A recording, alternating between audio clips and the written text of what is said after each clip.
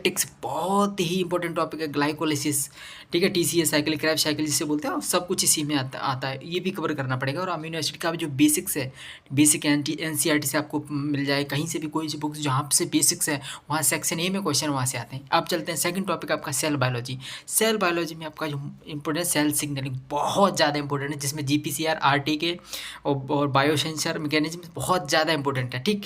Second topic आपका cancer and apoptosis, most important. फिर है cell organelles, plasma membrane, membrane potential, पूरा का पूरा इंपॉर्टेंट रहने वाला है आपका, ठीक है। अगला टॉपिक आपका मॉलिक्यूलर बायोलॉजी। मॉलिक्यूलर बायोलॉजी में आपको डीएनए में रेप्लिकेशन किस किस का पढ़ना है, प्रोकैरियोट्स में और यूकैरियोट्स के अंतर्गत पढ़ना है, और माइटोकॉन्ड्रिया क्लोरोप्लास्ट के बीच में। तो आपको पता ही है, नहीं पता, नहीं पता तो कोई बात नहीं, बाद में पता चल जाएगा, ठीक है।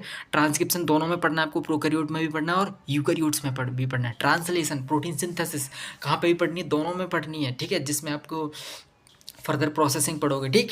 और आपको DNA repair, base exercise and repair और न्यूक्लियोटाइड एक्सरसाइज एंड रिपेयर बहुत ज़्यादा इंपॉर्टेंट है। इनमें एंजाइम्स का क्या क्या रोल रहता है, डायरेक्ट क्वेश्चन आता है, कई बार रिपीटेड क्वेश्चन आ चुके हैं।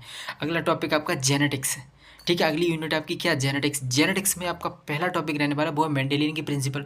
एक एक प्रिंसिपल आपको याद होने चाहिए। मेंडल के 3 प्रिंसिपल से, जिसमें एक बाद में हटा दिया था लॉ ऑफ डोमिनेंस को, ठीक है। 3 लॉ उसमें बचे, 2 बचे थे बाद में, ठीक। वो पढ़ना चाहिए। जीनोम का ऑर्गेनाइजेशन किस तरीके से होता है, जीन एक्सप्रेशन किस तरीके से होता है, ठीक है, जिसमें आप कैपिंग, एडिनलेशन और वो पढ़ते हो, ठीक। और उसमें लिंकेज, लिंकेज में रिकम्बिनेशन फ्रीक्वेंसी आपको निकालना आना चाहिए, जो बायोनोमियल थ्योरम है वो आपको आनी चाहिए। फिर इम्यूनोलॉजी, इसी तरीके से बायो प्रोसेसिंग, बायो इन्फॉर्मेटिक्स, ठीक।